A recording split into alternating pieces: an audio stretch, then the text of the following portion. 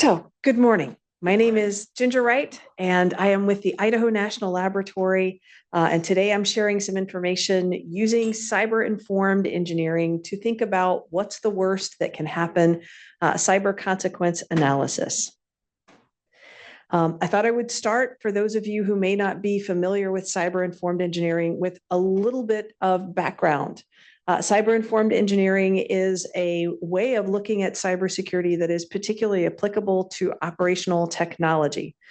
Operational technology is, well, we want to make sure that when we think about cybersecurity for the technology that makes things, builds things, burns things, forms things, and extrudes things, that we are thinking beyond just confidentiality, availability, and integrity of data, which was, of course, the design approach for much of our information assurance, information technology, and now cybersecurity. The Colonial Pipeline attack gives us a great example of how this data protection idea links with our ability to operate. In the Colonial Pipeline hack, there was ransomware. Ransomware was focused on the business network, and one of the things that the ransomware attacker took in their haul was a file. And in that file for Colonial Pipeline was listed the various products that were going through the pipeline, the destination of those products, and what they were.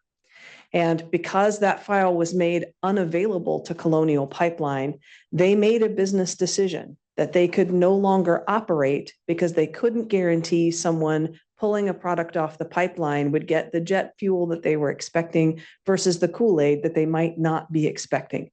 As a deliverer of pipeline products, Colonial could no longer control what was going through that pipeline. So, question for everyone here. Did the ransomware person actually attack operational technology? No.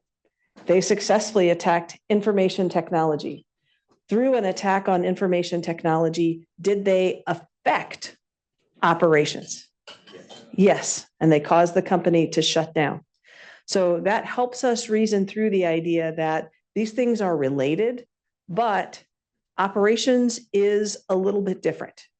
And so we're going to talk today about how we can leverage engineering to understand the consequences that could happen with a cyber attack and what we might do about it. For those who come to us more familiar with information technology, and for those who've been in the operational technology sphere for a while, the slide I'm showing is an oldie but goodie. It's from Brad, and it's been out there forever, and I'm just delighted to keep including it in the work that we do.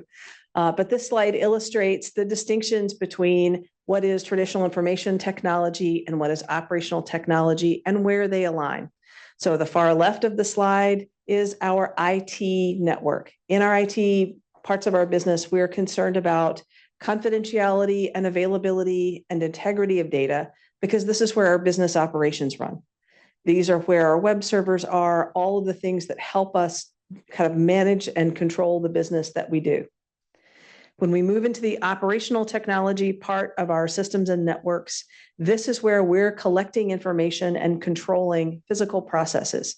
Again, if you think about a manufacturing plant, or you think about a place that makes things, moves electrons, forges steel, whatever the physical process is that is being controlled, this operational technology layer keeps data about that process. What's the temperature of the steel? When is it going to be finished? What pressure is my tank under? How many electrons are flowing through my system? And what are the various characteristics of the power flow? All of that is connected in operational technology. At this layer, we're concerned about the same confidentiality, integrity, and availability, but often the worry for data availability trumps the rest of them. So on my business side, I want to keep my business information confidential. From my operational technology side, my biggest assurance is making sure that I can see the data about what I'm actually doing. Now, what I'm doing is happening on the industrial control system side. And this is where, although, yes, I would like that data to be confidential, I would like it to be as I expect it to be, that's the integrity piece, and I would like it to be available. What's far more important to me is the safety, reliability, and performance of the physical processes that are running. If I'm forging steel, I don't want steel in a place that it shouldn't be. I don't want steel to come out that doesn't have the critical qualities that I've told my customer I'm going to provide in this shipment. And that is where the things that we care about are distinctly different. This change, often in our cybersecurity approaches, we are protecting networks that depend upon safety, reliability, and performance with tools that were originally designed to protect confidentiality, availability, and integrity. And you can see, like anything in life, when you use a tool that was designed for one purpose to perform a different purpose, there are going to be gaps in its effectiveness. With cyber-informed engineering, we believe that engineers are a missing piece in how we protect operational technology cybersecurity. We see that adversaries attack the digital domain, and we can use cybersecurity controls that reduce the probability, the likelihood that they arrive at an operational technology location with the ability to enact a damaging effect. The traditional cybersecurity doesn't control the effect they could have, but it really does make it a heck of a lot harder for them to do it. If they have to get through some of the things that were advised in some of the other presentations, network segmentation, if they have to get through encryption, if they have to get through other wickets, good monitoring, good SOC reporting, it will be much less likely that they are ever able to have an effect on safety, reliability, and performance. But all we're controlling is the likelihood. We're creating an obstacle course. And if you've ever done an obstacle course, sometimes people do get through it, no matter how big the obstacles are. Where engineers come in is that with engineering controls, they actually have the potential to reduce the damage that an adversary could do if they can get through all of the network protections and actually have an effect. That's what we want to see in cyber-informed engineering, is joining the idea of this traditional cybersecurity, which lowers the probability of someone getting through, and engineering, which can control the effects that they have. So with that, in cyber-informed engineering, we advocate for using engineers to think about how they are designing processes and using engineering things, pressure relief valves, pipe sizing, material selection as a way to limit the effect that could be had if digital technology is controlled or subverted by an adversary. This is not traditional cybersecurity, because the person who does this has to know excruciating details about the physical process being performed, the cadence of the work that is being done, potentially the chemical processes or other processes that are involved.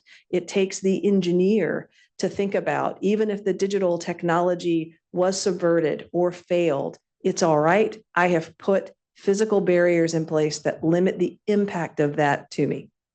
Now, that is not always easy, and it is not always available, but that is our goal.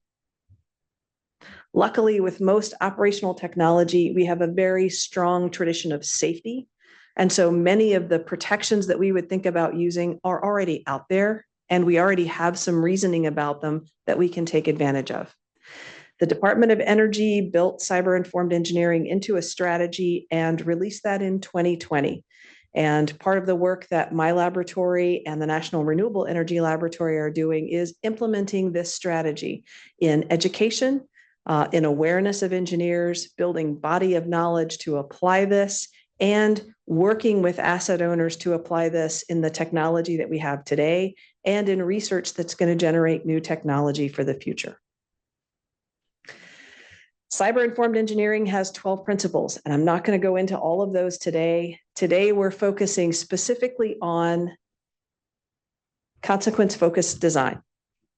In this principle, we look specifically at the function that we are trying to work on, and we try to understand what are the critical functions my system must ensure all the time without fail, and what are the consequences it must prevent ever from happening, so that we can start to understand what our role is in controlling how those consequences could be digitally initiated in ways that we wouldn't like. So today we're going to focus in on consequences. And I'm drawing a lot of the material for today's presentation from a document that is available out on the internet. A lot of the graphics and very good explanation and much more detail about this process is in that document. This is the work of a company called West Yost. Andrew Ort and his team developed some of this material. So thank you to Andrew for the background. Okay.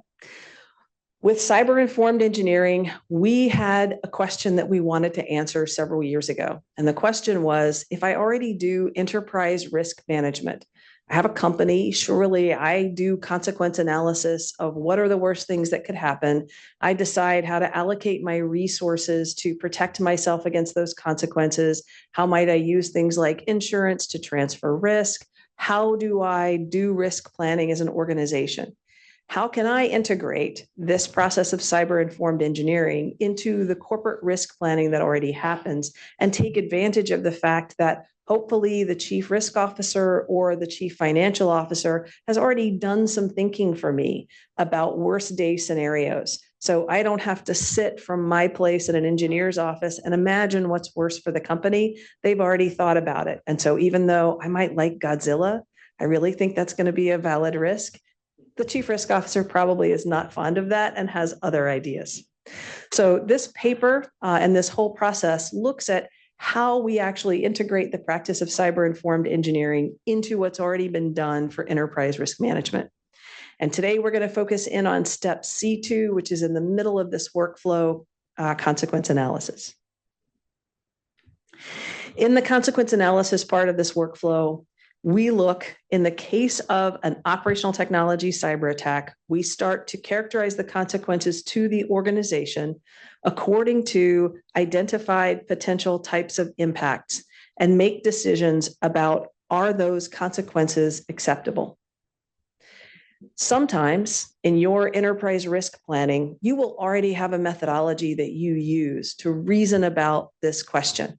But for today and for this paper, we wanted to show how you might do that in case you were coming in with a really sharp pencil, but a blank piece of paper. So this is a neat idea. We want to know what's the worst that can happen and why we care about it. How can we decide that? Well, the first thing we might want to do is start thinking about consequence as it applies to our organization. And I've got some vanilla kind of scales for you to think about. These are examples. They're in the document. You can certainly use them, although there may be far more mature ones out there. But the idea was to think about a topic of organizational damage, and your enterprise risk planning documents probably have these, and then scale them out. What would it look like if, okay, it winged us, but we didn't really have an effect? What would it look like if it took us out so badly that it's a continuity of business risk?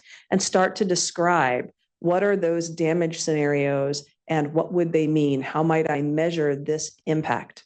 So here's one for asset damage and loss. I've got one for financial losses. If what happened, maybe it didn't damage any of my infrastructure, but there was an attack several years ago on a manufacturer of industrial technology. And there was a ransomware attack, and the manufacturer of industrial technology components could no longer make the component that they made. They lost $200 million as a result of ransomware. One of their key customers, who was not getting shipments of the product to integrate in their larger system, claimed $250 million of damage from their supplier's ransomware attack. So that's a total damage of $450 million. Even if that didn't damage that component manufacturer's infrastructure, it certainly was a gigantic financial loss for them to think about. Maybe you are in a business that cares about environmental risk. Maybe you deal with damaging chemicals that you control very carefully, but if they were released without control, that would cause an impact for your company. These scales start to describe what might that look like. Maybe you are a company that depends strongly on operations. This scale defines exactly what an operational risk might look like to you. insignificant all the way to severe. Health and safety impacts. Perhaps your company could suffer damage if you injured a worker in the performance of their duties because there was uncontrolled processing activity as a result of a cyber attack. This starts to let you estimate what would that impact be. For almost every business, reputation and the ability to be thought of as a viable entity to do business plays a large role in our ability to continue. Whether we deal with public entities or private ones, reputation is a key area. And whenever we think about impacts from cyber attack, reputation should be one of the characteristics we consider. And again, a scale for that. I don't suggest that these are the only scales. And in fact, I would suggest for any organization that you are working with, developing a personalized set of scales that corresponds to their view of the world, their ecosystem, and their view of consequences is very, very important. So once you have these scales, now I sort of have got the framework for what would an impact look like. And now I can measure whether I think it's an insignificant impact or whether I think it is catastrophic. What do I do now? Well, first, I start to look at my business and think about what is our initial risk envelope. Where do we live and what do we do? As a business, what sort of risks exist in our company? So we put a spider chart together that starts to illustrate the scales that we talked about with each of the criteria and allows you to create a polygon where you are looking at a surface area of exposure to risk. In this case, the axes of our graph are even. And that was a choice for this example. But as you create these, think carefully. Not every business treats each of these characteristics equally. It may be for the business that you're in that the surface area of reputation should be significantly larger than any other surface area. Instead, you may be cash constrained. And so that's the one that for your graph should be the largest potential surface area. But either way, this lets you visualize how does risk project in your entity.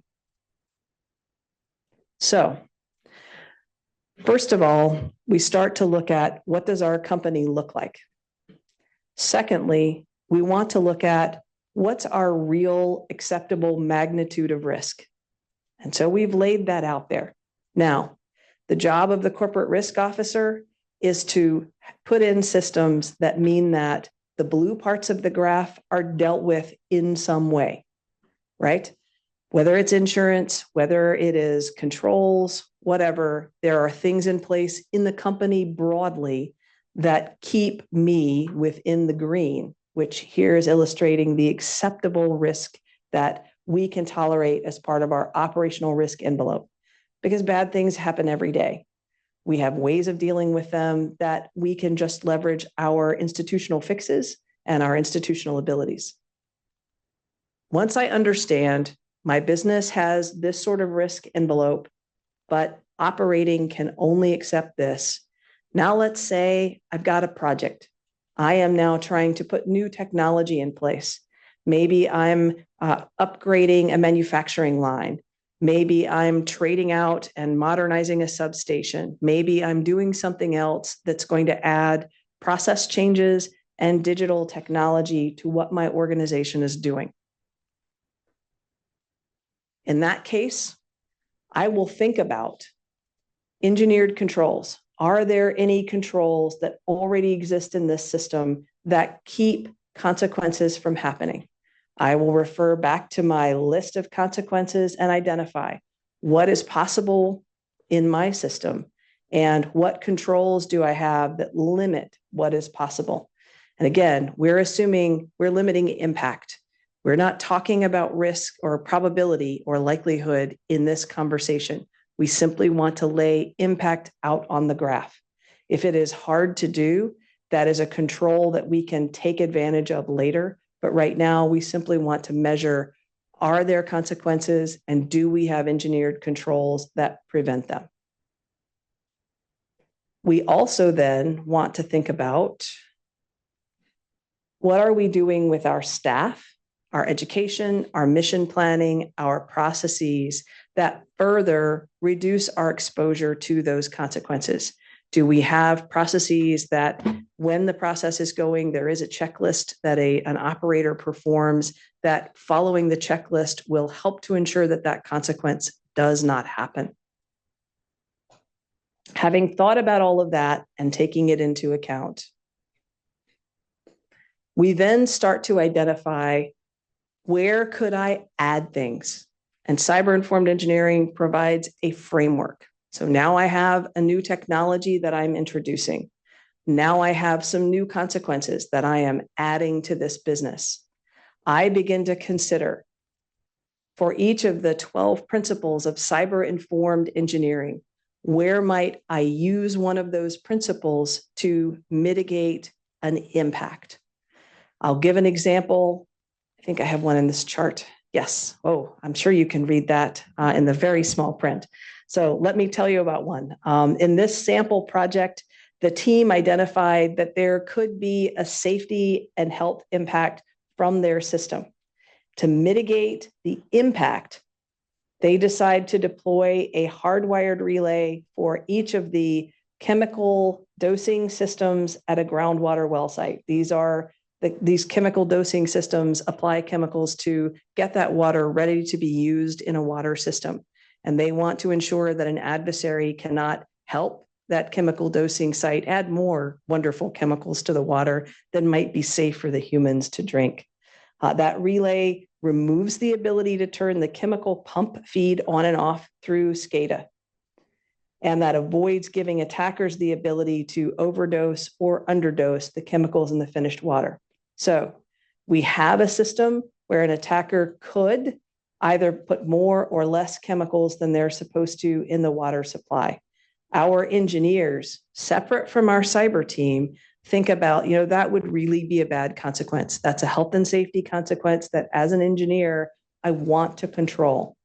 As an engineer, I can deploy additional solutions, this hardwire relay, and this might not be a relay that has a network connection. This might be just an electromechanical device so that an adversary can't get to it and can't then cause my system to behave in a way that would be unsafe. It puts parameters around it and takes that health and safety impact off the table.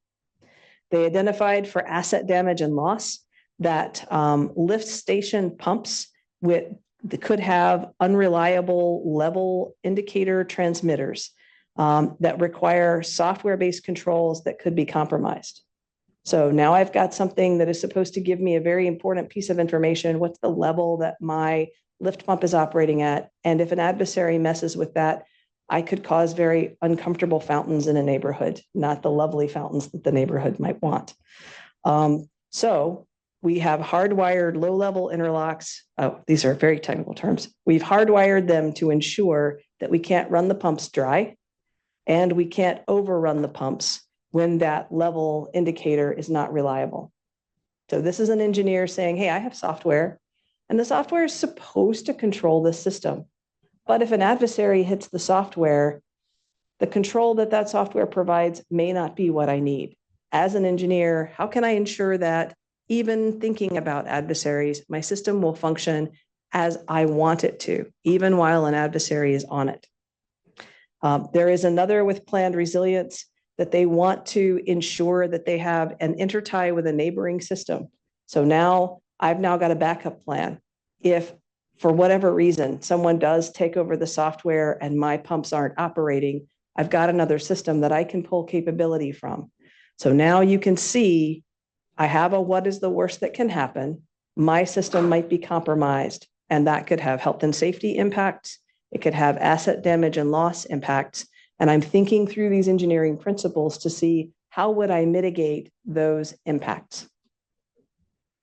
Financial impacts, there are other examples, and I would invite you to read the paper to go into this study in detail. So back to our workflow. Once we think about this particular system and the mitigations that we've put in place, we look at the shape of residual risk. What are the impacts that as engineers we were unable to control? And we define a shape for that and put that on the same graph. And now I'll bring all of our polygons together. So broadly, our system, our company faced the initial risk in the purple. We have defined what the acceptable risk of the company is, and that's far smaller than the risk we were about to present. With engineering, we've been able to define our deployed system into a polygon that is aligned with the company risk envelope. But you can see there is a place where our health and safety potential residual risk exceeds what the organization can tolerate. As an engineer, this is a place where I might call the cybersecurity team and say, hey, I know you're doing everything in the world to secure my system beyond what I might do for engineering, but I have this residual risk that I can't engineer out. I have an impact that would be catastrophic. What can you do? Where might the SOC help? Where might monitoring and control help? Where could we exercise together? What could we do with cybersecurity that would now reduce the probability that this risk, that this hazard gets enacted? And this describes how CIE and the cybersecurity team can work together. The engineers out what they can, and they work with other risk mitigation measures to work with the rest of the risk that exists. What the ultimate answer might be is if cybersecurity can't reduce this overriding risk, we might buy insurance to say, if this hazard happens on our system, we at least have a way to provide resources that allow us to repair damage and pay out any damages that are charged against us. But now I do know where I need to spend the most of my attention and where my worst case consequences are. If this is interesting to you, I wanted to end with some resources. If cyber-informed engineering is interesting, we've developed a number of tools. The first is for applying cyber-informed engineering to microgrids and to battery energy storage systems. Our work is funded largely by the Department of Energy, and so a lot of the first creation that we do is focused around the energy sector. These tools are built in Excel spreadsheets, and we've automated them. And I'll say, if you are a technology company and this is interesting to you and you would then like to actually make them pretty and useful for users, they are open source, and we would welcome anyone picking them up and further developing them. They are the quality that only a lab can love. So we hope you like them. Coming soon, we'll have a similar tool for solar systems, our photovoltaics, and for natural gas compressor stations. And if there are tools that you would like to see, we would love to hear about those. In this analysis tool, it walks you through the cyber-informed engineering process, starting with understanding the critical services that your system must perform and what the consequences are if those services are disrupted or damage interrupts them. If instead you'd like to try this enterprise risk approach, the paper that describes this in much more detail than I've been able to provide is out on the internet. And if you would like to try cyber-informed engineering from a very vanilla approach, we have a CIE implementation guide, and there's a website on the slides, and I've got QR codes for those that are in the room that has 1,178 questions formulated for the systems engineering lifecycle. So these will take you from conceptual design all the way to retirement, because by the way, one of the critical times that cybersecurity gets ignored is when I'm retiring one system to replace it with another. It's like we're all released from school and we run out and go, oh, I can talk about my system and I don't have to retain knowledge from one system to another. So we wanted to ensure that in that replacement, we are learning lessons from the old system and applying them to the new one and understanding what the retirement of a system might mean in terms of loss of information. So that guide will ask provocative questions because I love questions. You can take that into control gate or advancement discussions and put them on the table with the team and see if they've thought them out, and covers each of our 12 principles. So I commend that to you, and you can have a copy of that to take with you. We've got more tools coming. We've got the ability to do more of the research within cyber-informed engineering. So if there is a sector or a challenge that you think deserves a tool or something that we should explore more fully, we invite your questions and your thoughts. At that point, oh, sorry. In the workup of cyber-informed engineering, from the release of the national strategy to now, we have been working very hard to build awareness of our capability. We have attracted 330 people to join in our communities of practice. And if you would like to do that and guide where cyber-informed engineering is going, we would welcome you to be part of our monthly meetings and our quarterly ones. We frequently do talks, and if you would like us to speak anywhere, we would welcome that.